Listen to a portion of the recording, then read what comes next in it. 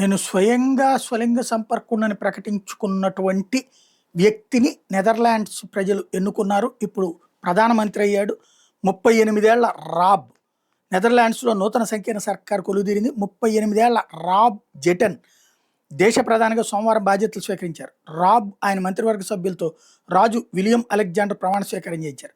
దేశ చరిత్రలోనే అత్యంత పిన్న వయస్కుడైన ప్రధానిగా రాబ్ రికార్డు సృష్టించాడు. తాను స్వలింగ సంపర్కుడని రాబ్ గతంలోనే బాహాటంగా చెప్పాడు. ఇలా ప్రకటించుకున్న తొలి ప్రధానిగా కూడా ఆయన నిలిచాడు. ఈ పరిణామాలను స్వాగతిస్తున్నట్టు నెదర్లాండ్స్ ఎల్జీబీటీక్యూ సంస్థ పేర్కొంది. తమ సామాజిక వర్గానికి రాబ్ రోల్ మోడల్గా నిలుస్తాడంటూ ఆశాభావం వెలిపించింది. ఆధునిక ప్రపంచ చరిత్రలో అత్యంత పిన్న వయస్కుడైన ప్రధానిగా రికార్డు సెబాస్టియన్ కుర్త్ పేరుతుంది. ఆయన 2017లో 32 ఏళ్ల వయసులోనే ఆస్ట్రియా ప్రధానిగా బాధ్యతలు చేపట్టారు. అంతకుముందు 1783లో విలియం పిట్ ద యంగర్ కేవలం 28 ఏళ్ల వయసులో గ్రేట్ బ్రిటన్ ప్రధాని అయ్యాడు. ఇప్పుడున్న ప్రెసిడెంట్లో అయితే కనుక 38 ఏళ్ళకి ప్రధాని అయింది ఈయన అనమాట.